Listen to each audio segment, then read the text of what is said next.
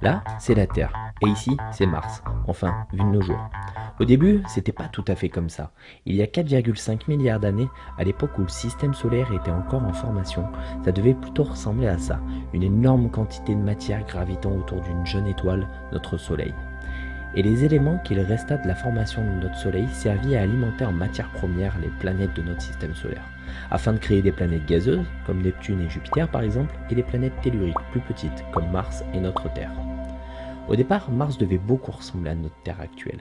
Il y a 4 milliards d'années, la planète rouge devait sûrement être bleue. Elle devait également être pourvue d'une atmosphère épaisse et d'un champ magnétique global.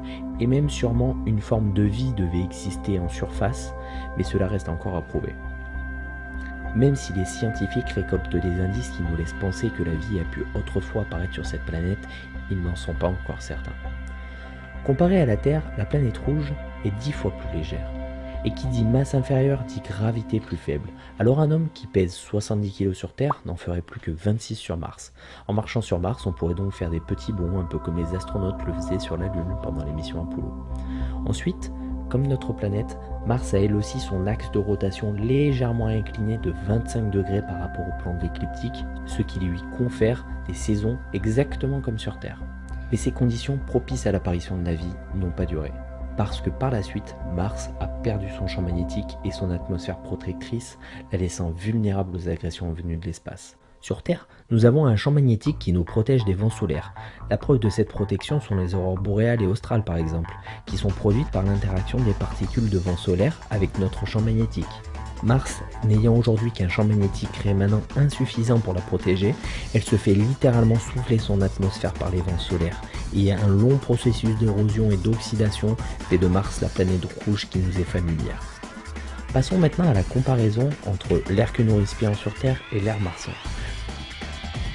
Quand on fait l'analyse de l'air ambiant, on trouve que l'air que nous respirons est composé à 78% de diazote, N2, à 20% de dioxygène, O2, et enfin on trouve des traces d'autres gaz comme de l'argon et du dioxyde de carbone, CO2, bien que ce dernier soit de plus en plus présent dans notre atmosphère. Voici maintenant un diagramme qui présente les différents états de l'eau en fonction de la pression et de la température ambiante. Sur l'axe des abscisses, on trouve donc la température et en ordonnée la pression. La pression sur ce graphique est mesurée en bars. Un bar représente une fois la pression atmosphérique terrestre, soit en moyenne 1013 hectopascales. On comprend donc qu'avec une pression atmosphérique de 1 bar sur Terre, l'eau peut se trouver dans 3 états différents, soit sous forme solide, soit sous forme liquide, soit sous forme gazeuse.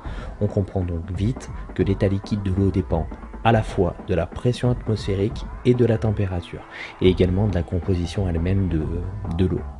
Maintenant, passons à la planète rouge. Son atmosphère, elle, est bien différente de la nôtre, parce qu'avec 95% de son air composé de dioxyde de carbone, ça devient très difficile de respirer pour un être humain.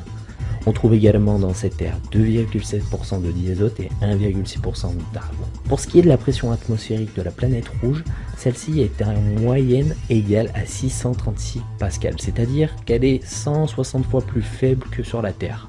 Autant dire qu'avec une si faible pression atmosphérique en surface, les deux états qu'il est possible de prendre pour l'eau sont soit sous forme de glace, comme on peut le trouver par exemple sur les pôles, que la sonde Phoenix a mis à jour en creusant quelques centimètres sous la surface du sol martien, soit sous forme gazeuse, comme on peut le voir sur ces images de nuages martiens.